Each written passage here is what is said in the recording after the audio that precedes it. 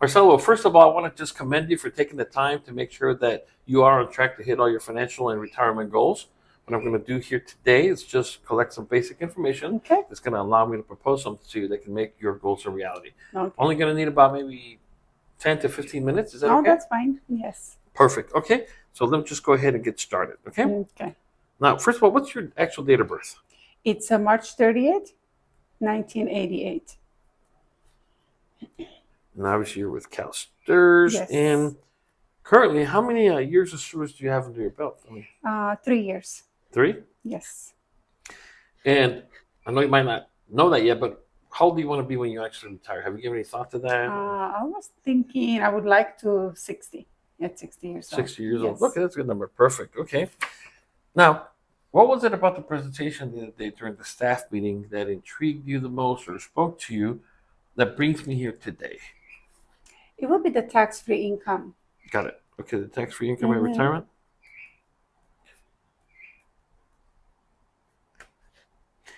And having said that, what are you doing to prepare for your retirement outside of your CalSTRS, if anything?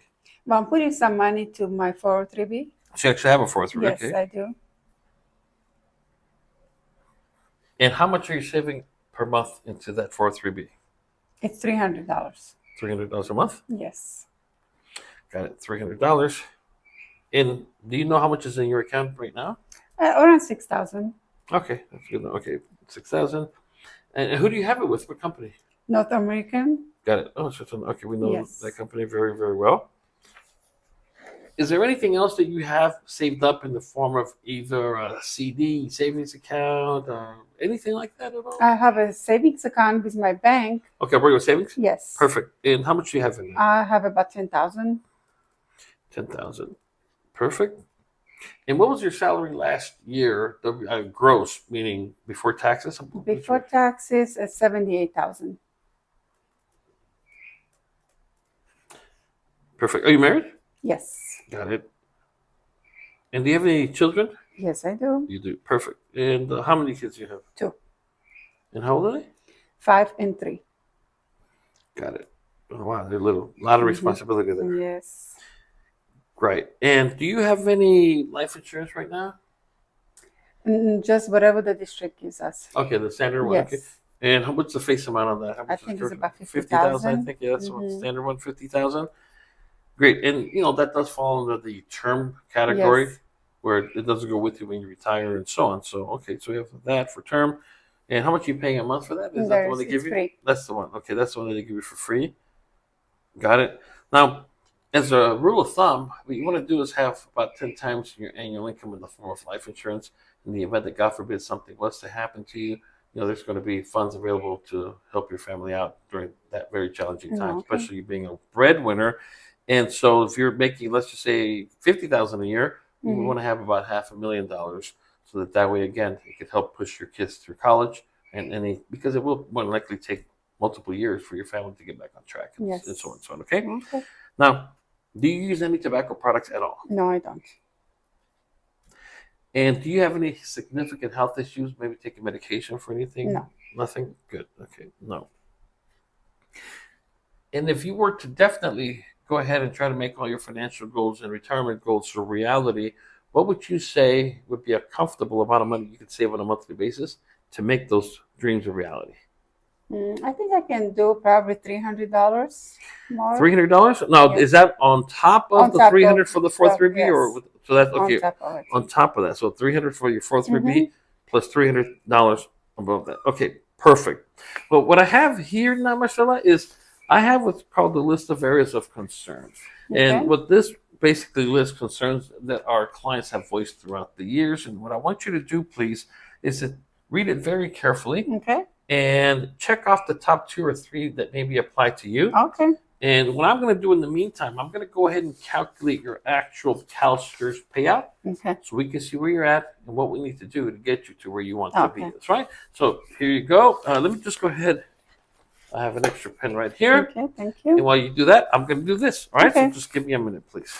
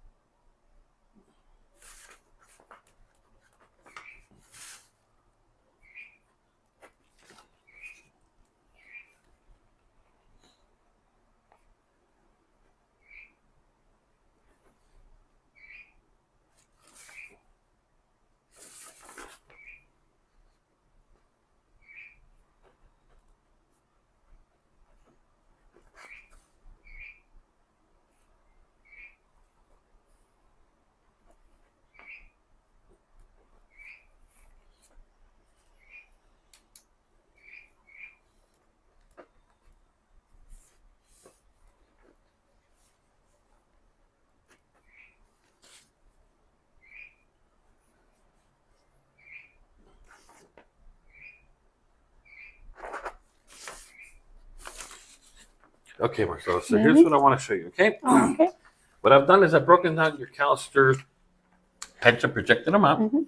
And so what we did is we took a bunch of different numbers, including your current salary, the 3 years of service that you have right now. You're currently 31. Mhm. You said you want to be 60 when you retire.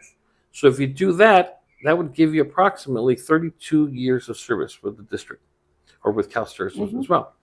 So that means that if, let's just say your final pension was approximately $110,000 when you retire, your payout factor directly from CalSTRS, and if you notice down here, it shows that you were hired after January 1st, 2013. So this is what applies to you. You would have an age factor at age 60 of 1.760. So the way it works is we take the 1.760 that CalSTRS has given us, we multiply that times your years of service, and it comes out to 56.76%. So that's how much money you will get pension-wise when you retire. Okay. Now, let's put that to numbers. So if your last highest year is 110,000, 56% of that is 61,962. So if we take the 61,962 and divide that by 12, because you will receive your pension on a monthly basis, Mhm. that means that the gross pension would be around $5,162 a month. Okay. But we haven't accounted for what? Taxes, because your pension is fully taxable. Yes. And so that means that you would be taking home, give or take, around $3,613 a month, $3,613. So what I would like to do now is kind of put this in perspective for you. And so what I'm going to do is remember your number, just 56%. Yes. So I'm going to do this right here. And this is something we refer to as your piece of the pie, your piece of the cake, whatever you want to call it, right? And so what this basically represents is here at the top, it represents you receiving 100% of the income while you're working. Now, if you remember, when you retire, your percentage is what? 56. 56. So that means you're going to be above, just over half, above half of what you were making. Now, the good news is that your pension of, in this example, 56% will come from CalSTRS, and you cannot outlive your CalSTRS pension. Okay. Now, unfortunately, it is taxable, but I'd rather receive taxable income than no income. But you have a tremendous income gap. Look at that. Yes. And so the way most teachers try to make up that gap is kind of what you're doing. A 403B, maybe an IRA, things like that. The challenge with those products is that we refer to them as, declining assets, if you would. And the reason that we say that is because what happens is once you build it up to the biggest you've ever had it, you start to systematically deplete it. And so it starts to decline until your balance hits zero, and now you're left with just your pension. What my goal is to generate a stream of income for you that reduces this gap. Let's just say if we can get you to there. And one of the concepts that we'll talk to you about is the IUL, which, if it works out for you, can provide you with a stream of lifetime income, just like your CalSTRS that you can never outlive. But unlike CalSTRS, it can come out income tax free. Would that interest you? Yes. I mean, and that's what we're talking about, and that's what I intend to do with this. Okay. Now, what I'm going to do is I've got all the information that I need. I'm going to go back to the office, crunch all the numbers, come back and present to you my findings. Okay. And then we can go ahead and take it from there. Now, all I need is a date for us to get together again. Now, I'm going to be here next Wednesday and Thursday, all day on campus. Okay. So which of those 2 days work best for you? Thursday is fine. Thursday? And what time would work? Same time as today. 2:30? Yes. Right after school? Yes. Okay, so I know I have that spot open, so I'll put you down for Thursday at 2:30 2:30 p.m. Present to you my findings, and we'll take it from there. Okay. All right? All right. Well, thank you so much for your time. And again, I Thank commend you. you on this, okay? Yes. Thank Have you. a great day. You too.